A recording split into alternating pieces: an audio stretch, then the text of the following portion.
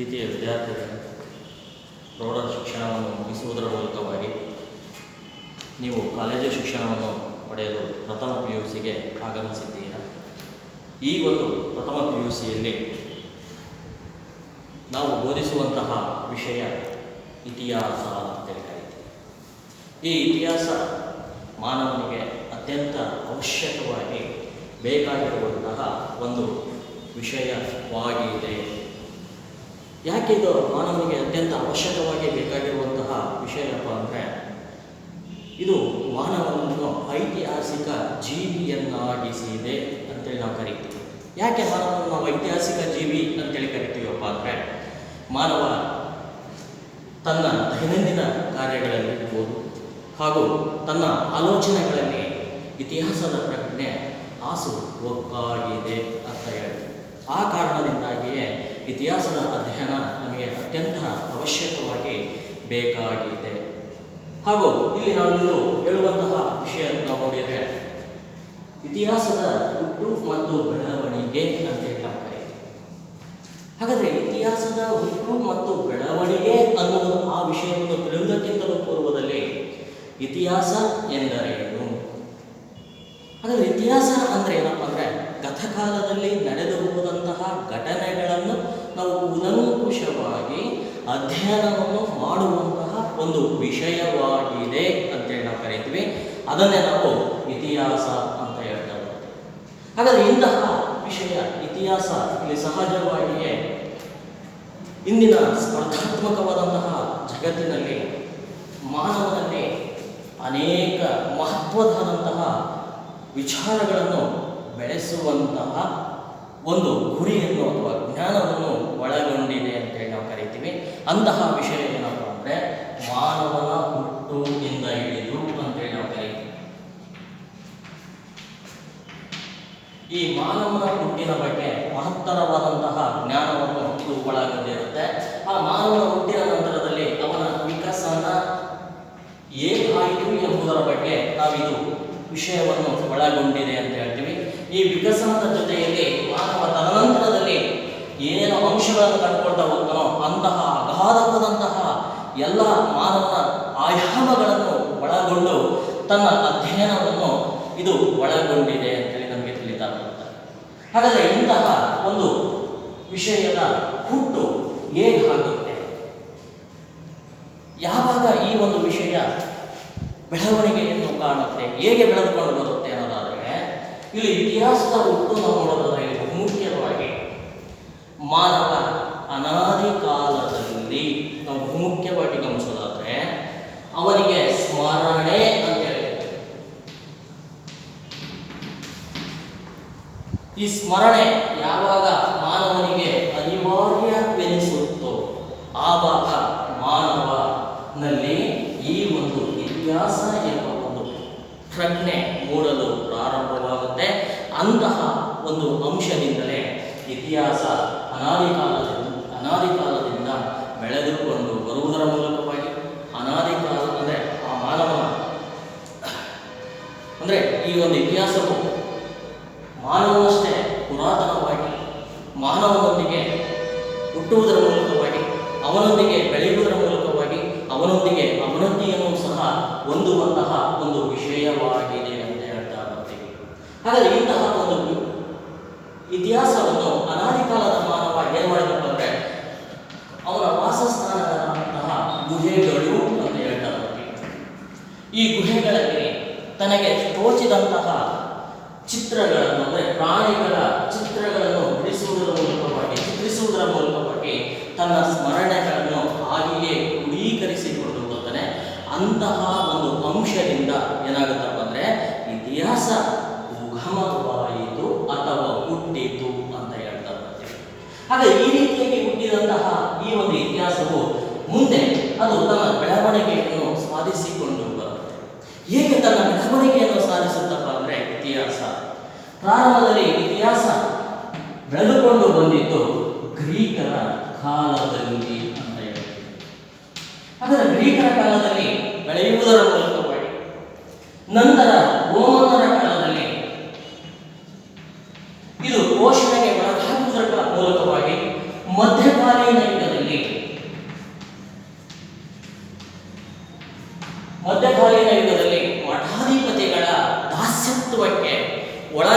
ಸಾಧಿಸುವುದರ ಮೂಲಕವಾಗಿ ತನ್ನ ಬೆಳವಣಿಗೆಯನ್ನು ಕುಂಠಿತಗೊಳಿಸಿಕೊಳ್ಳುವುದರ ಮೂಲಕವಾಗಿ ಇದೇ ಕಾಲದಲ್ಲಿ ಅರಬ್ಬರ ಜೊತೆ ಅಂದರೆ ಇದೇ ಕಾಲದಲ್ಲಿ ಇದ್ದಂತಹ ಅರಬ್ಬರು ಈ ಒಂದು ಇತಿಹಾಸವನ್ನು ಮತ್ತೆ ಬೆಳೆಸುವುದರ ಮೂಲಕವಾಗಿ ಪುನರುಜ್ಜೀವನದ ಕಾಲದಲ್ಲಿ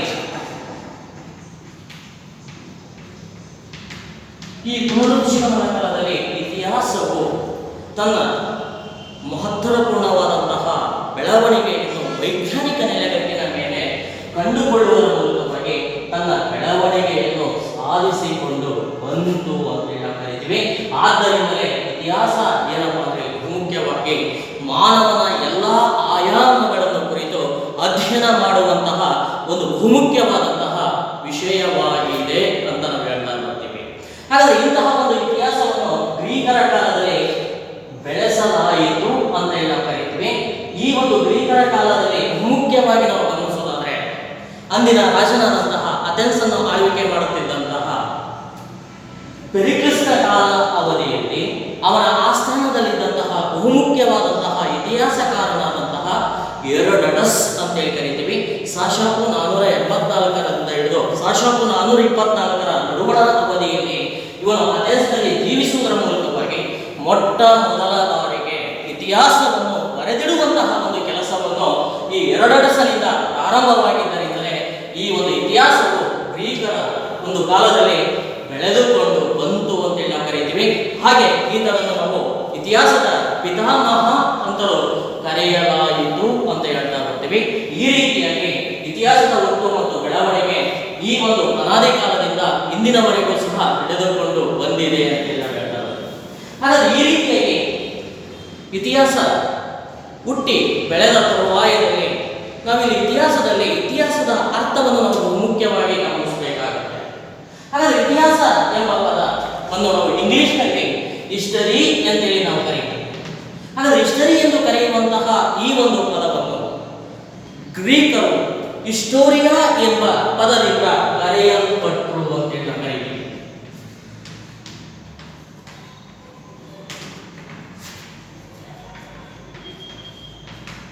ಅಂದ್ರೆ ಗ್ರೀಕರು ಹಿಸ್ಟೋರಿಯಾ ಎಂಬ ಪದದಿಂದ ಕರೆಯುವುದರ ಮೂಲಕವಾಗಿ ತಮ್ಮ ಇತಿಹಾಸವನ್ನು ತಮ್ಮ ಕಾಲಾವಧಿಯಲ್ಲಿ ಬೆಳೆಸಿದರು ಅಂತೇಳಿ ನಮಗೆ ತಿಳಿಯುತ್ತೆ. ಹಾಗಾದ್ರೆ ಹಿಸ್ಟೋರಿಯಾ ಎಂದರೆ ಇದರ ಅರ್ಥವನ್ನು ನಾವು ನೋಡೋದಾದ್ರೆ ಏನು ಹಿಸ್ಟೋರಿಯಾ ಎಂಬ ಪದದ ಅರ್ಥ ಅಂದ್ರೆ ಇಲ್ಲಿ ಬಹುಮುಖ್ಯವಾಗಿ ತನಿಖೆ ಅಂತೇಳಿ ನಾವು ಕರೀತೀವಿ ಅಥವಾ ವಿಚಾರಣೆ.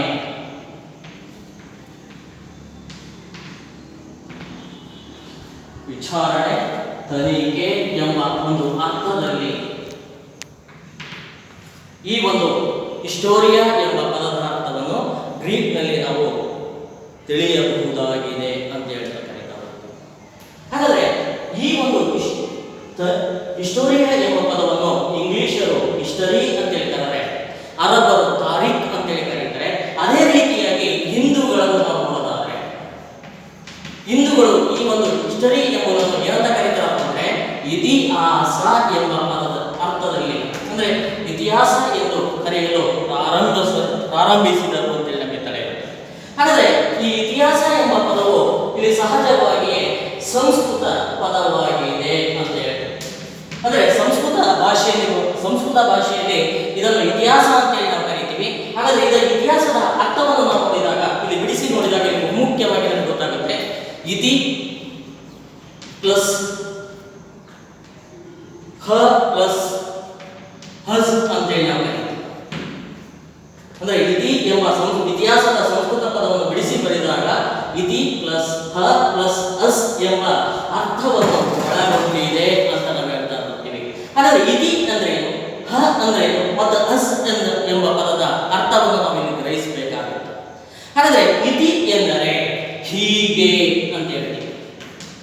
ಅಂದ್ರೆ ಇತಿ ಎಂದರೆ ಹೀಗೆ, ಹ ಅಂದ್ರೆ ಇಲ್ಲಿ ಮುಖ್ಯವಾಗಿ ನಾವು ನೋಡಬೇಕಾಗುತ್ತೆ ಖಚಿತವಾಗಿ, ಪ್ಲಸ್ ಅಸ್ ಎಂದರೆ ಇಲ್ಲಿ ಮುಖ್ಯವಾಗಿ ನಾವು ನೋಡಬೇಕಾಗುತ್ತೆ ನಡೆಯಿತು ಅಂತ ಹೇಳ್ತೇನೆ.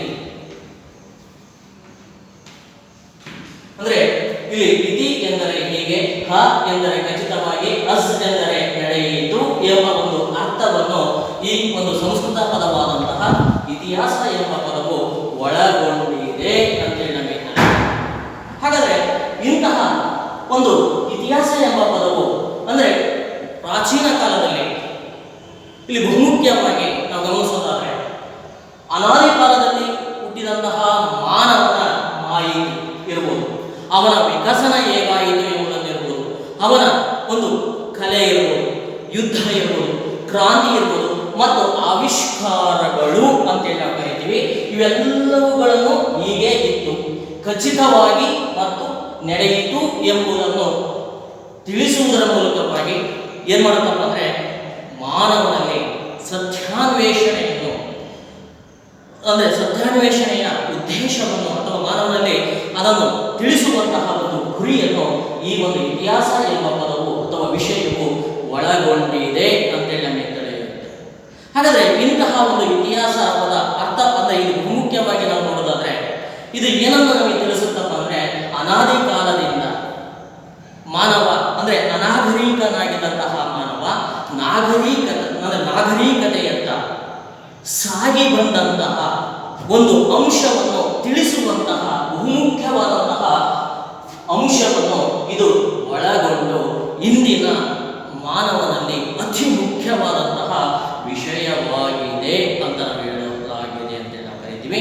ಈ ರೀತಿಯಾದಂತಹ ಅಂಶಗಳನ್ನು ಒಳಗೊಂಡಿದೆ. ಹಾಗೆ ಮಾನವನ ಇಲ್ಲ ನೋಡ್ತೀವಿ ಗತಕಾಲದಲ್ಲಿ ಬರುವಂತಹ ಮಾನವನ ರಾಜಕೀಯ ಕ್ಷೇತ್ರ ಇರ್ಬೋದು, ಅವನ ಸಾಂಸ್ಕೃತಿಕ ಕ್ಷೇತ್ರ ಇರ್ಬೋದು, ಹಾಗೆ ಅವನ ಇಲ್ಲಿ ಮುಖ್ಯವಾಗಿ ಬರುವಂತಹ ಧಾರ್ಮಿಕ ಕ್ಷೇತ್ರಗಳ ಅಧ್ಯಯನ ಇರ್ಬೋದು, ಸಾಂಸ್ಕೃತಿಕ ಕ್ಷೇತ್ರದ ಅಧ್ಯಯನ, ವೈಜ್ಞಾನಿಕ ಕ್ಷೇತ್ರದ ಅಧ್ಯಯನ ಹಾಗೂ ಇತ್ಯಾದಿ ಕ್ಷೇತ್ರಗಳ ಸಾಧನೆಗಳ ದಾಖಲೆ ಅಂತೇಳಿ ನಾವು ಕರಿತೀವಿ.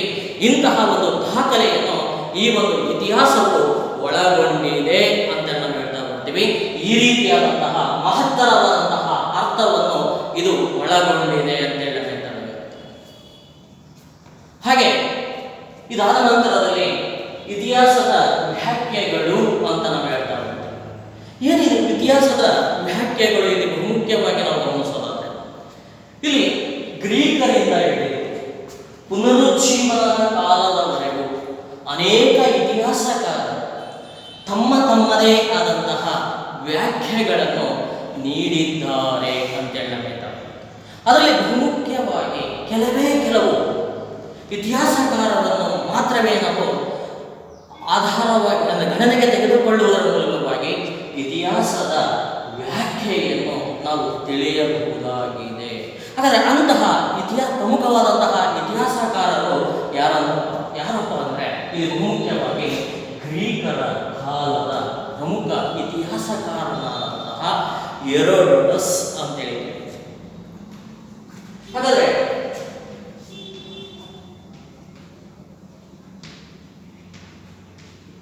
ಇಲ್ಲಿ ಹೆರೋಡೋಟಸ್ ಇಲ್ಲಿ ಮುಖ್ಯವಾಗಿ ಪೆರಿಕ್ಲಸ್ ಅಂದರೆ ಅಥೆನ್ಸ್ ನಗರ ರಾಜ್ಯದ ಆಳ್ವಿಕೆಯ ಕಾಲದಲ್ಲಿ ಪೆರಿಕ್ಲಸ್ನ ಯುಗದಲ್ಲಿ ಬಹುಮುಖ್ಯವಾದಂತಹ ಇತಿಹಾಸಕಾರನಾಗಿ ಬೆಳೆದುಕೊಂಡು ಬಂದ ಅಂತೇಳಿ ನಮಗೆ ತಿಳಿಯುತ್ತೆ.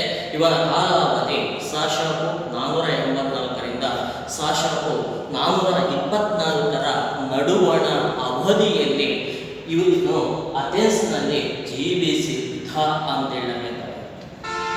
ಹಾಗಾದರೆ ಇಂತಹ ಒಬ್ಬ ಇತಿಹಾಸಕಾರ ಏನ್ ಮಾಡ್ತಾನಪ್ಪ ಅಂದ್ರೆ ಮೊಟ್ಟ ಮೊದಲ ಬಾರಿ ಇತಿಹಾಸವನ್ನು ಬರೆದಿಡುವಂತಹ ಒಂದು ಕೆಲಸವನ್ನು ಕೈಗೊಳ್ಳುವುದರ ಮೂಲಕವಾಗಿ ಈತನಿಂದ ಈ ಒಂದು ಇತಿಹಾಸ ಬೆಳೆದುಕೊಂಡು ಬರುತ್ತೆ.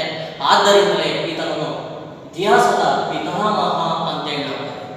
ಹಾಗಾದರೆ ಇಂತಹ ಇತಿಹಾಸದ ಪಿತಾಮಹನಾದಂತಹ ಹೆರೋಡೋಟಸ್ ಏನಂತ ಹೇಳ್ತಾನೆ ತನ್ನ ವ್ಯಾಖ್ಯಾನವನ್ನು ಅಂದರೆ ಇಲ್ಲಿ ಬಹುಮುಖ್ಯವಾಗಿ ನಾವು ಗಮನಿಸಬೇಕು. ಅಂದರೆ ಇವನ ಪ್ರಕಾರವಾಗಿ ಮುಂದಿನ ಪೀಳಿಗೆಯವರು ನೆನಪಿಡಬೇಕಾದ ಮಹತ್ ವೀರರ ಅಥವಾ ಮಹತ್ವಪೂರ್ಣವಾದ ಘಟನಾವಳಿಗಳ ದಾಖಲೆಗೆ ಇತಿಹಾಸ ಅಂತ ಹೇಳ್ತಾರೆ. ಅಂದರೆ ಇದು ಬಹುಮುಖ್ಯವಾಗಿ ನಾವು ಗಮನಿಸಬೇಕಾಗುತ್ತೆ. ಅಂದರೆ ಮುಂದಿನ ಪೀಳಿಗೆ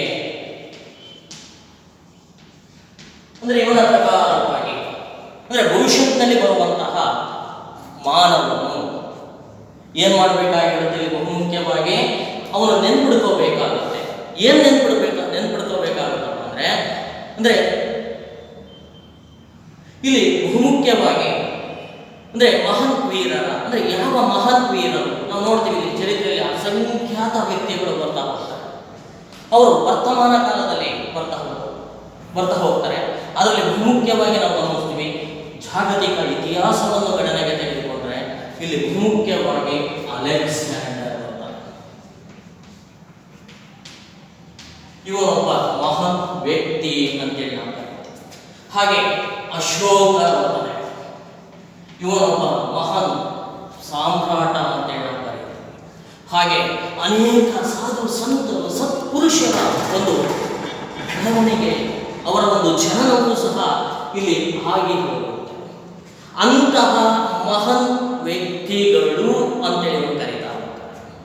ಹಾಗೆ ಇಲ್ಲಿ ಬಹುಮುಖ್ಯವಾಗಿ ಅಂತಹ ಮಹಾನ್ ವ್ಯಕ್ತಿಗಳು ಅಥವಾ ಘಟನೆಗಳು ಅಂತ ಹೇಳ್ತಾರೆ.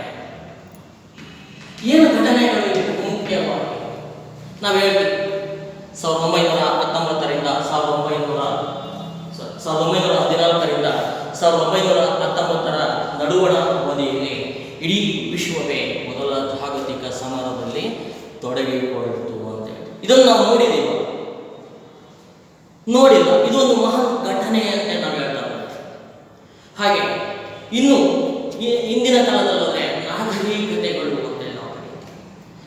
ಆ ನಾಗರಿಕತೆಗಳಲ್ಲಿ ನಾವು ಅಧ್ಯಯನ ಮಾಡಬೇಕಾದ್ರೆ ಅನೇಕ ಮಾನವನ ಎಲ್ಲ ವಿಷಯಗಳನ್ನು ತಿಳಿತಾ ಇರ್ತೀವಿ. ನೋಡ್ರಿ, ಎಂತಹ ಅದ್ಭುತವಾದಂತಹ ಘಟನೆಗಳು ನಮಗೆ ಸಾಕ್ಷಿಯಾಗಿ ತಿಳಿತವೆ. ಆ ನಾಗರಿಕತೆಗಳನ್ನು ಅಧ್ಯಯನ ಮಾಡುವಾಗ ಅವರು ಬಿಟ್ಟು ಹೋದಂತಹ ಮಾನ್ಯುಮೆಂಟ್ಸ್ ಅಂತ ಕರೀತೀವಿ. ಅಂದರೆ ಅವರು ಬಿಟ್ಟು ಹೋದಂತಹ ಅನೇಕ ಸ್ಮಾರಕಗಳು ನಮಗೆ ಇಲ್ಲಿ ಸಾಕ್ಷಿ ಆಗ್ತಾ ಬರ್ತವೆ. ಹಾಗೆ ಘಟನೆಗಳು, ಯುದ್ಧಗಳಿರ್ಬೋದು, ಅವರು ಮಾಡಿರುವಂತಹ ಆವಿಷ್ಕಾರಗಳಿರ್ಬೋದು, ಇಂತಹ ಒಂದು ಘಟನೆಗಳನ್ನು ಆಧಾರವಾಗಿಟ್ಟುಕೊಂಡು ಎರಡರಸ್ ಏನ್ ಮಾಡ್ತಾನೆ, ತನ್ನ ವ್ಯಾಖ್ಯೆಯನ್ನು ಹೇಳ್ತಾ ಬರ್ತಾನೆ. ಇಂತಹ ಮಹಾನ್ ವೀರನ ಅಥವಾ ಘಟನಾವಳಿಗಳ ಒಂದು ದಾಖಲೆ, ಅವುಗಳನ್ನು ನಾವು ಕ್ರೋಢೀಕರಿಸುವಂತಹ ಒಂದು ವಿಷಯವೇ ಏನಾಗಿದೆ, ಇತಿಹಾಸವಾಗಿದೆ ಎಂಬ ಒಂದು ಅಂಶವನ್ನು ಎರಡರಸ್ ತನ್ನ ಮಹತ್ವಪೂರ್ಣವಾದಂತಹ ಕೃತಿಯಲ್ಲಿ ಬರೆದಿಡುವಂತಹ ಒಂದು ಕೆಲಸವನ್ನು ಮಾಡ್ತಾ ಹೋಗ್ತಾನೆ.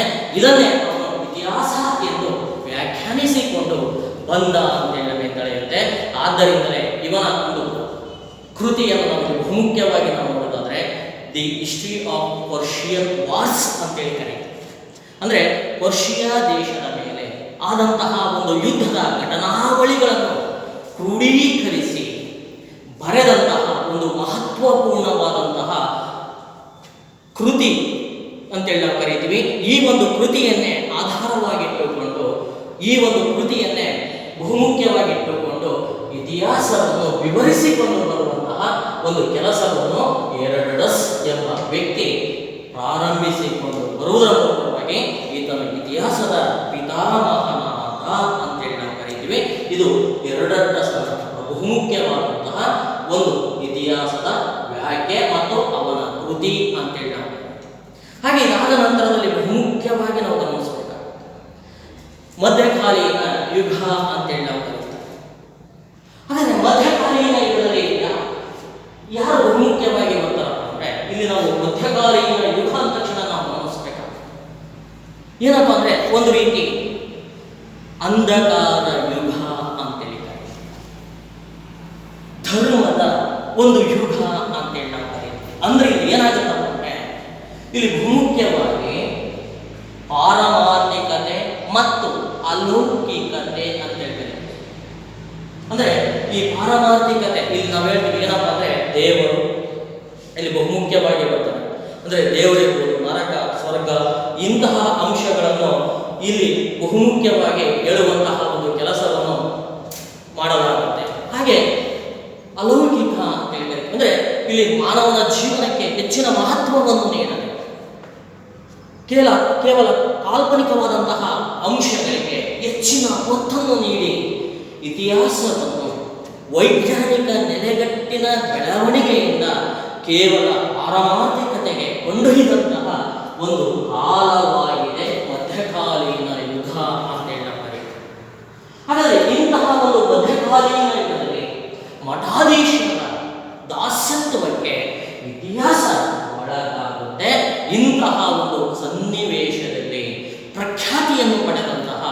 ಒಬ್ಬ ಬಹುಮುಖ್ಯವಾದಂತಹ ಇತಿಹಾಸಕಾರನೇ ಸಂತ ಆಗಸ್ಟೈನ್ ಅಂತೇಳಿ ನಾವು ಕರೀತೀವಿ.